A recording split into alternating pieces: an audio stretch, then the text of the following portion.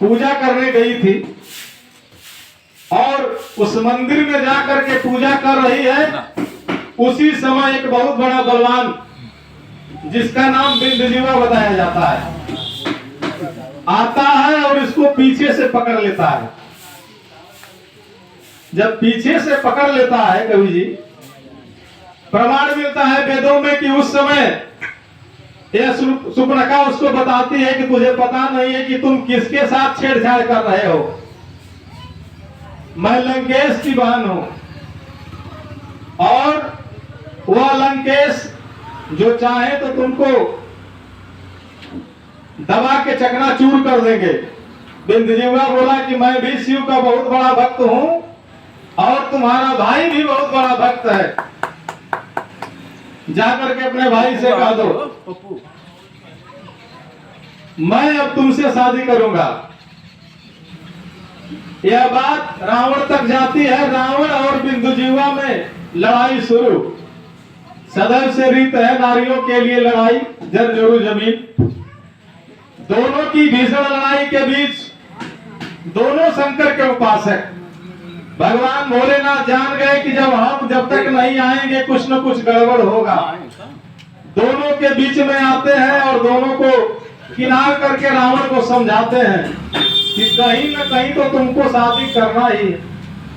यह वीर भी है, सुंदर भी है और सुपर्णखा के योग्य वर भी है, इसी के साथ इसकी शादी कर दो। रावण मान जाता है और सुपर्णखा की शादी बिंदजीवा के साथ हो जाती है। और छठे दिन शादी के बाद वह जाती है। यह वेदों का, यह जो मैं व्याख्यान बता रहा हूँ यह वेदों का, यह जाती है और छठे दिन के बाद सातवें दिन इसको बच्चा पैदा हो जाता है।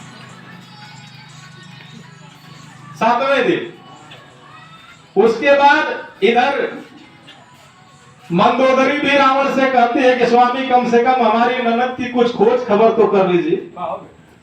आठवें दिन रावण अपनी 10 शीश को लिए हुए पूरा उस गांव के तरफ जा रहा है और वह बिंदजीवा का छोटा भाई बेटा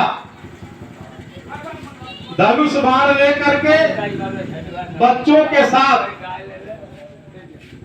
खेल रहा था।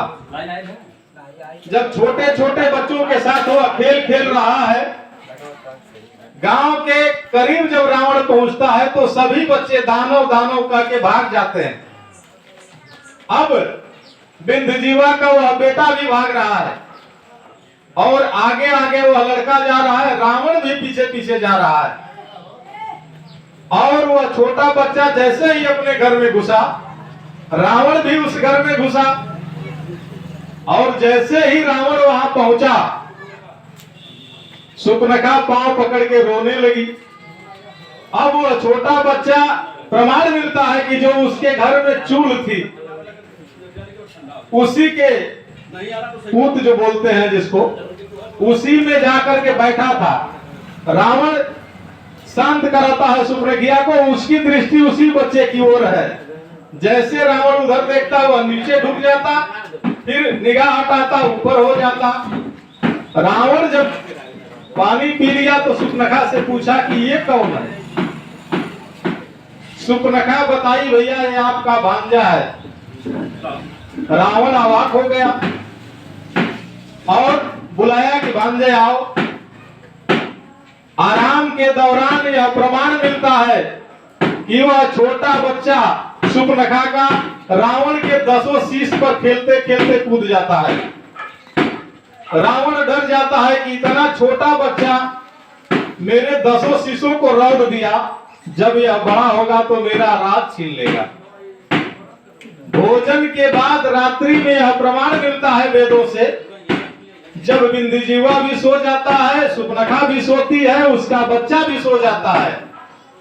उसी रात्रि में रावण बिंदजीवा का और उसके बेटे का कत्लेआम गर्दन काट करके वापस चला जाता है। वही प्रमाण मिलता है कि सुपर्णखा ने कसम खाई कि मैं रावण का नाश करा दूंगी। और यही हुआ साथियों, यह वेद है, वेद की व्यवस्था है। अब हम चाहेंगे कि